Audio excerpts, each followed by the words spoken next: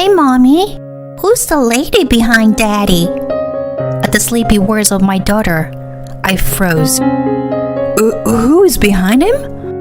What are you talking about, Eve? I knew I shouldn't ask any further, but my mouth moved on its own. Rubbing her eyes and looking drowsy, my daughter pointed at an image on my open laptop. Here, behind Daddy. I felt even more suffocated at her words. She could see it too.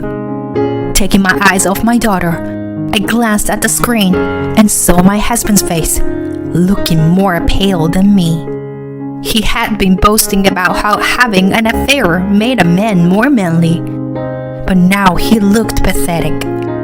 We were on a video call during his business trip, and we were in the midst of a heated argument about his infidelity. He should be the only person on the screen, but my daughter was pointing to the right side of the image. Summoning my courage, I stared at the window in the background that was visible on the screen. My name is Brianna, and I am a 35-year-old housewife who works part-time. I usually work as a receptionist at a car dealer shop from morning until around evening. I married my husband Sam a few years ago, and now we live together with our daughter Eve. Sam and I have been friends since our school days. He was popular with women even back then, partly because of his handsome face, but also because he was used to dealing with them. For example, whenever I changed my hairstyle or nails, he would notice right away and compliment me. And he was good at being considerate, like carrying heavy stuffs. Because of his personality, Sam always had a girlfriend. So when Sam asked me out to dinner, I was very happy. At the time, Sam had just broken up with his girlfriend and was feeling lonely.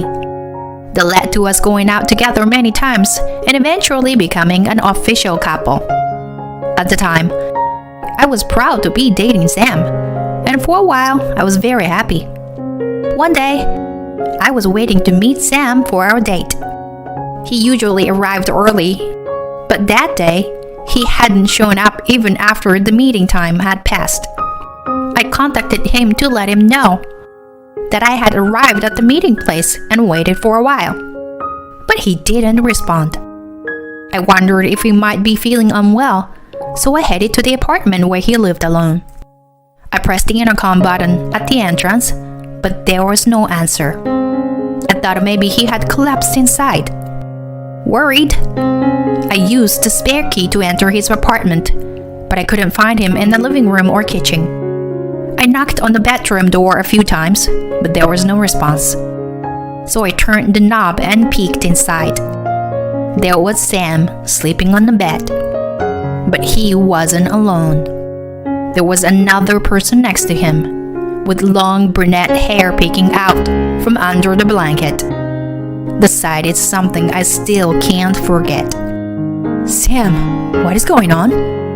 I shook him awake. At first, Sam seemed confused or still half asleep and didn't seem to understand the situation. Gradually, he woke up, and his face turned pale as he finally realized what had happened. No, it's just that we were just resting, you know? Nothing happened. Sam's excuse was so weak it was painful. There is no way you could not have done anything while not wearing clothes. At that moment, I was already planning to break up with him. But from the next day on, Sam kept apologizing and begging for me to come back. He even showed me his phone, saying he had deleted all the women's contacts. Eventually, I was swept away by his passion and decided to reconcile with him. After that, Sam stopped fooling around with other women. Or at least that's what I wish I could say. But he still regularly met with other women and had affairs. Every time, we talked about breaking up, but for some reason, I just couldn't completely cut ties with him. I got used to it and gradually began to think that as long as I could endure it, everything would be fine. Eventually, Sam and I got married, and we finally had a daughter, Eve. Sam truly adored her. After she was born, he stopped seeing other women in a flashy way. But I know that he still goes out to eat with female coworkers, claiming that he has to work overtime. Every time I expressed my displeasure about it. Next year, our daughter will be in elementary school and will become sensitive to many things. So I don't want Sam to do anything that would make her feel uneasy. I've told him this many times. But lately, he's given up and saying things like, I can't help cheating anymore. I'm so fed up with him that I can't even point out his flaws anymore. He's an unbearable husband, but he's the only father our daughter has. I can't do anything that would take her father away from her. One day, when I woke up with a bad headache, there were a lot of things that I needed to do. Mommy, there's no kindergarten today, so I want to go to the park. From the morning, my energetic daughter hugged me around my waist and begged me to take her there. I'm sorry, honey. I have a headache today. Can you go with Daddy instead? Sam, you have the day off today, right? While preparing breakfast, I asked Sam. Then Sam, who was sitting on the couch watching TV, suddenly said that he had to take a call and went outside. Just when I thought he wouldn't be long, he came back and started preparing his things, saying that he had suddenly received work. My daughter murmured that she understood, although it was clear that she was disappointed. After waiting for Sam to finish preparing, we all went downstairs with my daughter and headed to the parking lot. Sam uses his car to commute, so we went to see his off at the parking lot. Hey, Sam, is this a scratch? I noticed that the car bumper and a scratch in a place that wasn't there the last time I saw it. Oh, this? I accidentally rubbed it against the wall when I entered a store the other day. Well, that's my fault. And I didn't damage the wall or hurt myself, so it's okay. Sam said it was nothing. Okay, I'm off. Saying that, he got into his car and drove away quickly. It would have been better if he had told me about it earlier. As I was thinking about it, my headache suddenly got worse, and I started to feel cold. Maybe I should go to the hospital. Thinking that, I went to our usual hospital with my daughter. On the way to the hospital, my daughter, who had been sitting quietly, suddenly opened her mouth. I'm gonna meet a boy at a hospital today. We're gonna be friends. I thought it happened again. My daughter sometimes blurts out these prophetic things, and they actually come true. One time she said, Grandma must be in pain, poor thing. And the next day, my mother fell and got injured. Another time she said, I'm scared of shaking. And as soon as she hid under the table, the earthquake hit. The examples are endless. At first, I thought it was just a coincidence, but now I accept that it's just how it is. And this time too, my daughter's prediction came true. On our way back from a checkup, in a small square within the hospital grounds, my daughter saw a boy about her age playing alone. As soon as she saw him, she ran up to him and said, Let's play together. Yeah. The boy played with my daughter. I watched for a while, but it seemed like the boy's guardian was not nearby. I became curious and asked the boy, Where's your mom? She's in the hospital. She'll be discharged soon. He then showed me a photo of himself and a woman who seems to be his mother, smiling at each other. They both looked very happy. I can't see my mommy while she's in the hospital, so I have this. The boy looked a little lonely as he said that. When I thought I wanted to say something to him, I saw a middle-aged man running towards us from afar. and a boy left with the man. "Shall we go home then?" When I called out to my daughter, she said happily, We'll play together again soon. That night, my condition was somewhat settled. I still had a headache, but it was bearable. As I prepared dinner while playing with my daughter, Sam, who had gone to work, came home. "Hey Sam, can you wait a little longer for dinner?" When I said that, Sam responded with a strangely excited, "Yes, ma'am," and disappeared into the bathroom. I wonder if something good happened at work. A few minutes later, Sam returned from the bathroom humming a tune, and we all sat down to eat together as a family. After taking a bite of the side dish, I asked Sam, "You seem to be in a good mood. Did something good happen?" Sam's eyes shone, as if to say thank you for asking, and he replied, "Actually, I've been assigned to a business trip for the next 6 months. It's kind of sad to be away from you guys, but I'm looking forward to various things." I was very surprised, as he had never been on a business trip for such a long period of time before. Besides, what did he mean by various things to look forward to? Oh yeah? 6 months sounds too long though. But don't you carry the weight too much or anything, okay? Keep in touch, okay? My daughter was listening in on our conversation, so I couldn't be too specific. But I wanted to warn him not to fool around with other women. Sam just vaguely nodded and turned on the TV to evade the issue. To cut the chase, Sam didn't contact me at all during his business trip. Not only did he not contact me, but he hardly ever answered my calls when I tried to reach him. It had been a few months since Sam left for his business trip, and I was reaching my limit. I sent him a message on the messaging app saying to contact me, and he finally called me back. He seemed to be in the middle of work and almost hung up, but I managed to arrange a video call for the next Sunday. I wanted to show my daughter her father's face. On Sunday, Sam finally kept his promise.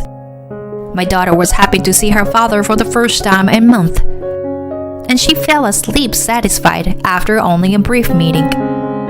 After that, my husband and I talked for about an hour before we decided to end the call. Just as we were about to say goodbye, our sleeping daughter suddenly woke up and pointed at the screen, saying, Who is the angry woman behind you? "Huh? What?" I tried to get a better look and leaned closer to the screen. I noticed a window in the right corner of the screen, and a woman with a terrifying expression was peeking through it. As soon as I saw her, chills ran down my spine, and I let out a scream. Sam also screamed loudly and turned around quickly, and then he collapsed. The woman outside the window made a rattling noise, and she entered the room and yelled at Sam, You married with a child? You've been lying to me all this time, saying you like me. How awful." The woman finished speaking and immediately grabbed Sam's collar. She forced him to stand up and delivered a powerful slap to his face. "Help, Brianna, please," Sam cried out pathetically. To be honest, I felt relieved seeing this scene. I didn't think a cheating man like him would change without something like this happening. It was bad for the deceived women, but he deserved it. That's the punishment you deserved, Sam. I said this and ended the video call. Immediately after, my daughter clung to me. "Go to Daddy. Please, Mommy." "Huh? What's wrong? Daddy will be fine." However, my daughter insisted on her plea with a serious tone. Daddy is not okay. He's lying down with his eyes closed and not moving. I had a hunch that it was her usual prophecy. I finally mustered the courage to take my daughter and drive to Sam's hotel. After arriving, as we were walking down the hallway, a woman rushed past us at an incredible speed. I could tell from her appearance that it was the same woman who had slapped Sam earlier. Her face no longer showed any anger, and instead, she seemed more frightened. I left my daughter waiting at the entrance and headed toward the living room alone. Inside, I saw an unfamiliar woman shouting and arguing with Sam. Although the previous woman's slap was intense, this woman was also incredibly fierce and had cornered Sam in the corner of the room. It was crucial to stop her before things got worse. In a hurry, I grabbed the woman from behind and held her in a chokehold, but she resisted fiercely. Suddenly, her arm hit Sam's chin, and he collapsed unconscious on the spot. It was as my daughter had predicted. At that moment, the woman seemed to have regained her composure and finally let go of all her strength. I slowly let go of her and cautiously approached her to speak. I'm not sure what's going on here, but are you also one of his mistress? The woman silently shook her head and finally looked at me. I recognized her face. Do you happen to have a son? My words triggered a strong reaction from the woman. How do you know? Just then, my daughter, who was supposed to be waiting in the entrance, appeared. Is Daddy okay? She seemed to be worried about Sam. He's just sleeping. Don't worry. I reassured her and picked up her in my arms. The woman began to cry and told us her story. My husband died suddenly last year, and my son and I were both devastated. But recently, we've been slowly getting back on our feet. And then this man drove his car into our yard. He destroyed all the plants my husband had taken care of. But he didn't even apologize. He just ran away. I couldn't forgive him for that. The woman clenched her fist in frustration. It was the reason why Sam's car bumper had been scratched. Despite being my own husband, he was a terrible person. So I've been searching for this person to have him apologize. It took so long because I fell ill and had to be hospitalized. I see. I'm sorry for what my husband did. I lowered my head and apologized. I couldn't help but do so. Then the woman hurriedly said, You don't need to apologize. Your husband is the one in the wrong. But I feel like I just got over it now. Is that so? Well, look at his stupid face. Instead of being fixated on such a worthless man, I should also look forward. We both feel refreshed now. I'm sorry for the trouble. The woman said that and left the room. I thought about waking him up, but I stopped myself. This man wasn't worth helping. Shall we go home? Just the two of us, okay? Afterwards, I told Sam that I wanted a divorce. There was plenty of evidence of his infidelity, and he was clearly at fault. At first, Sam desperately tried to persuade me not to get a divorce, but it was too late. Besides, he was just all talk, so I couldn't trust him anymore.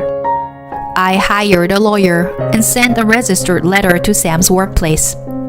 Well, he said various desperate things, but of course, I had custody of her daughter. I also requested compensation for damages and child support, which took some time, but at least the matter was resolved. After that, our daughter became a primary school student And as predicted, she met that boy again. He was a year older than her, and even though they were in different grades, they occasionally played together during recess. She said she was going to visit the boy's house next time to help plant new trees in the garden. I hope both my daughter and the boy grow up healthy and strong. I wished for that under the clear blue sky.